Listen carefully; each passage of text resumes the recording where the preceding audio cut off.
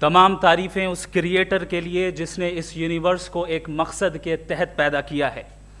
Respected جناب جاوید اختر صاحب, mister Saurabh Dwivedi اور respected audience, thank you all for being here today. آج کی ڈیبیٹ میں چونکہ ہم بات کرنے والے ہیں ڈز گاڈ ایگزسٹ کے ٹاپک پر, تو یہ ایک ایسا ٹاپک ہے جس کے متعلق کوئی بھی ڈیسیجن لینے کے لیے الگ الگ اسٹینڈرڈز ہو سکتے ہیں. لہٰذا ڈیبیٹ کے شروع میں یہ ضروری ہے کہ ہم یہ جان لیں کہ آج کے اس ٹاپک میں کون سا اسٹینڈرڈ صحیح ہوگا اور کون سا غلط ہوگا. سب سے پہلا اسٹینڈرڈ جسے میں سمجھتا ہوں کہ ہمارے رسپیکٹڈ جناب جاوید اختر صاحب بڑی تیزی کے ساتھ اس کی طرف لپکیں گے, وہ ہے سائنس. جبکہ سائنس در حقیقت خدا کے ایگزسٹنس کو ڈائریکٹلی ثابت کرنے یا اس کے ایگزسٹنس کو ڈینائی کرنے کے لیے اسٹینڈرڈ نہیں بن سکتی. اور اس کی وجہ کیا ہے یہ میں نہیں کہہ رہا, یہ وہ لوگ کہہ رہے ہیں جو سائنس کے ایکسپرٹس ہیں. نیشنل اکیڈمی آف سائنس کہتی ہے science doesn't have the processes to prove اور disprove the existence of God. Why? کیونکہ سائنس کا تعلق ایمپیریکل ایویڈنس سے ہے, اور ایمپیریکل ایویڈنسز کا تعلق ہمارے نیچرل اور فزیکل ورلڈ سے ہے, جبکہ گاڈ نان فزیکل اور سپر نیچرل ریالٹی ہے. لہٰذا نان فزیکل ریالٹی کو آپ اس ٹول کے ساتھ نہیں چیک کر سکتے جس کا کام فزیکل ریالٹی کو تلاش کرنا ہے. لہٰذا آج اس ڈیبیٹ میں گاڈ کی ایگزسٹنس کو ثابت کرنے یا اسے ڈینائی کرنے میں سائنٹیفک ایویڈنس کو ایکسیپٹ نہیں کیا جائے گا. دوسرا اسٹینڈرڈ ہو سکتا ہے ریویلیشن, کہ ریویلیشن کے ذریعے ہم یہ ثابت کریں کہ گاڈ ایگزسٹ کرتا ہے یا نہیں. لیکن یہ اسٹینڈرڈ بھی آج ارریلیونٹ ہے. کیوں؟ کیونکہ ریویلیشن میرے نزدیک سورس آف نالج ہے, ویلڈ سورس آف نالج ہے, لیکن ہمارے جاوید اختر صاحب کے نزدیک یہ ویلڈ سورس آف نالج نہیں ہے. لہٰذا آج کی ڈیبیٹ میں ایک بھی ایویڈنس کسی بھی مذہبی اسکرپچر سے نہیں دوں گا تاکہ جاوید اختر صاحب کے لیے وہ ان ایکسیپٹیبل نہ ہو. تیسرا جو معیار ہو سکتا ہے وہ ہے آبزرویشن, کہ بھائی کوئی کہے کہ ہمیں خدا دکھاؤ, اگر ہے تو دکھاؤ, یا یہ کہ خدا کے ایگزسٹنس پر ایمپیریکل ایویڈنس دو. تو یہ ہے در حقیقت غلط ٹول کا استعمال کرنا. یہ ایسا ہی ہے کہ جاوید صاحب مجھ سے یہ مطالبہ کریں کہ مفتی صاحب آپ میٹل ڈیٹیکٹر کے ذریعے پلاسٹک ڈیٹیکٹ کر کے دکھائیں. اب چونکہ پلاسٹک ڈیٹیکٹ نہیں ہو پا رہی ہے لہٰذا plastic does not exist. No, you are using the wrong tool. اس ٹول سے پلاسٹک کو ڈیٹیکٹ نہیں کیا جاتا.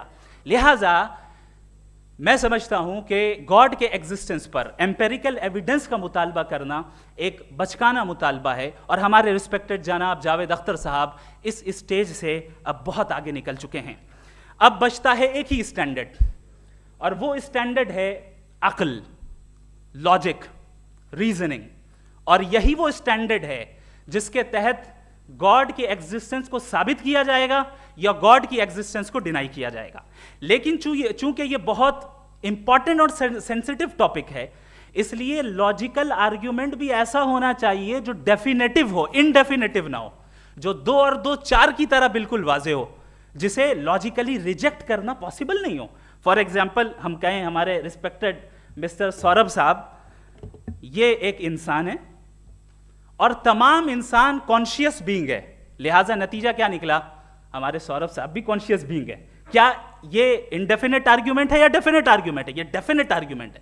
یہ 2 اور 2 کی طرح واضح ہے, اس میں کسی طرح جو ہے لاجیکلی اس کو ریجیکٹ نہیں کیا جا سکتا. تو اگر آج ہمارے جاوید اختر صاحب ایسی کوئی عقلی دلیل اور لاجیکل ایویڈنس دیں خدا کے نہ ہونے پر جو ڈیفینٹ بھی ہو, تو میں یہ اعلان کرتا ہوں کہ یقیناً میں اس ایویڈنس کو قبول کروں گا اور اس پر غور کروں گا.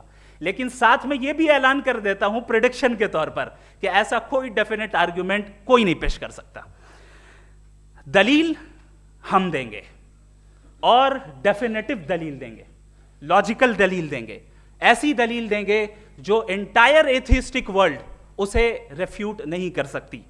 چلیں اب ہم ایک ایگزامپل سوچتے ہیں, ایک سینیریو, سمپل سینیریو. تمام آڈینس سے گزارش ہے, ہم اور آپ ایک آئسولیٹڈ آئیلینڈ پر ہیں, ایسا آئیلینڈ جہاں پہ ہم سے پہلے کوئی کبھی نہیں گیا. چلتے چلتے آپ کے سامنے اچانک آپ نے دیکھا ایک پنک کلر کی بال پڑی ہوئی ہے, سب سے پہلا سوال آپ کے ذہن میں کیا آئے گا کہ یہ بال یہاں کیوں آئی, کیسے آئی, یہ پنک کلر کی ہی کیوں ہے, کوئی اور کلر بھی ہو سکتا تھا, یہ اسی شیپ میں کیوں ہے, کوئی اور شیپ بھی ہو سکتا تھا. نیچرلی آپ اس طرف پہنچیں گے کہ کوئی نہ کوئی ہے جس نے ان اسپیسیفک پراپرٹیز کے ساتھ اس بال کو بنایا ہے اور یہاں پہ رکھا ہے. چونکہ آپ جانتے ہیں کہ یہ جو بال ہے اس کا ایگزسٹ کرنا ضروری نہیں ہے, یہ ایگزسٹ کر بھی سکتی تھی, نہیں بھی کر سکتی تھی, اور ایگزسٹ کرنا ہی تھا تو کسی اور فارم میں کرتی, کسی اور کلر میں کرتی. اب آپ اس بال کو ایکسپینڈ کرتے چلے جائیں, ایکسپینڈ کرتے چلے جائیں, ایکسپینڈ کرتے چلے جائیں, یہاں تک کہ یہ بال یونیورس کے سائز کی ہو جائے. بتائیے کہ کیا سائز کے بڑھ جانے سے سوال بدل جائے گا؟ ہرگز نہیں بدلے گا.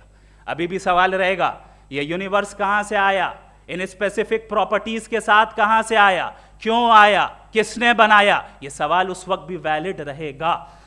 لیکن یہ سوال اگر ہم جناب جاوید اختر صاحب سے کریں تو چونکہ ان کا ورلڈ ویو ایتھیسٹک ہے, اور صرف ان کا نہیں, مطلب جتنے بھی ایتھیسٹ ہیں اور ایتھیسٹک ورلڈ ویو کو رکھنے والے سے اگر آپ یہ سوال کریں کہ یہ یونیورس کہاں سے آیا, تو ان کا جواب یا تو آرگیومنٹ فرام اگنورنس ہوگا یا ڈوگمیٹک ہوگا. یا تو یہ کہیں گے کہ مجھے نہیں پتا کہ یہ کہاں سے آیا, لہٰذا گاڈ ڈز ناٹ ایگزسٹ, یہ آرگیومنٹ فرام اگنورنس ہے. یا یہ کہیں گے کہ یہ یونیورس خود بخود بن گیا, اس کا مطلب یہ ہے کہ اس بال کو بھی خود بخود بن جانا چاہیے, لیکن بال کے تعلق سے یہ ایکسپلینیشن ایکسیپٹ نہیں کی جائے گی کہ یہ خود بخود بن گئی, لیکن یونیورس کے تعلق سے کر دیا جائے گا. اسے ہم دوسرے الفاظ میں ڈوگما بھی کہہ سکتے ہیں. دوسری چیز, ہمارے جاوید اختر صاحب ضرور گاڈ آف گیپس کی مثال بھی ضرور دیں گے, اور مثال دیں گے کہ پہلے زمانے میں بجلیاں کڑکتی تھی تو لوگوں نے کسی ایک خدا کی طرف, اور بارش ہوتی تھی تو دوسرے خدا کی طرف منسوب کر دیا, ان کے پاس دلیل نہیں تھی. یہ ہمارا ورلڈ ویو ہے ہی نہیں, یہ ہمارا ورلڈ ویو ہے ہی نہیں, کیونکہ نیچرل فینومینا کے پروسیس کی انٹرپریٹیشن کو جان لینے سے یہ کہاں سے ثابت ہو گیا کہ گاڈ ایگزسٹ نہیں کرتا ہے. اس پر میں انشاءاللہ ابھی آگے بات کروں گا.